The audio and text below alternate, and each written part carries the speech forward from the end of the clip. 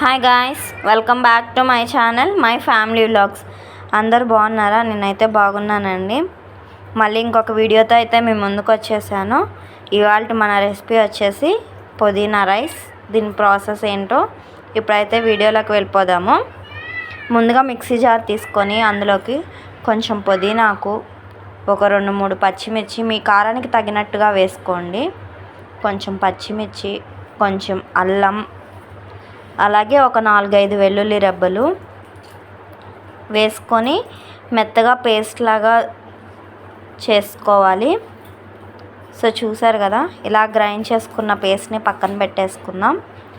ఇప్పుడైతే ఒక గిన్నె తీసుకొని అందులోకి ఒక 4 టేబుల్ స్పూన్స్ వరకు ఆయిల్ వేసుకోండి.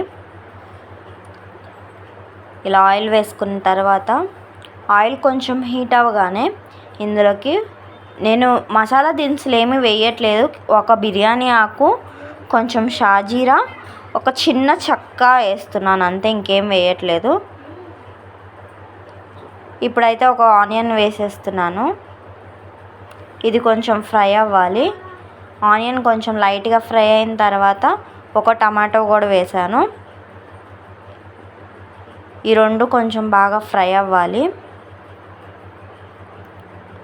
ఇలా ఫ్రై అయిన తర్వాత మనం ముందుగా రెడీ చేసి ఉంచుకున్న పుదీనా పేస్ట్ ఉంది కదా, అదైతే వేసేసి కొంచెం పసుపు వేసి కొంచెం కల్లుప్పు వేసి ఒకసారి మొత్తం కలుపుకోండి.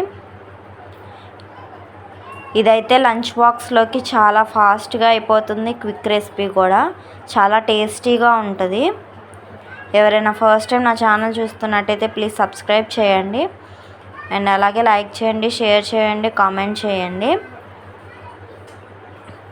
సో ఇప్పుడు చూసారు కదా, అలా ఆయిల్ బయటకు వచ్చేదాకా మనం మగ్గించుకోవాలి అది.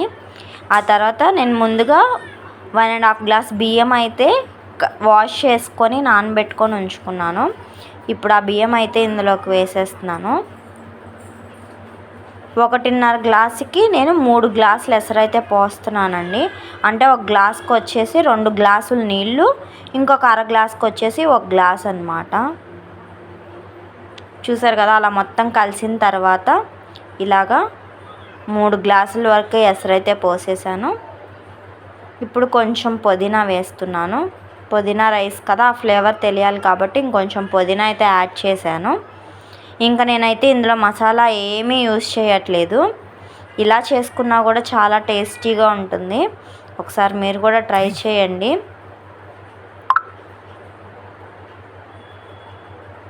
ఇలా అయితే మనం అన్నం ఎలా ఉడికించుకుంటామో అలా ఉడికించుకోవాలి.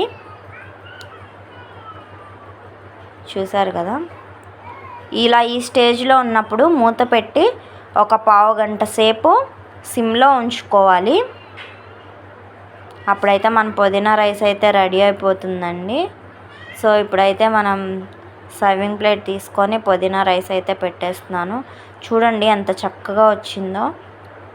టేస్ట్ అయితే చాలా బాగుంది.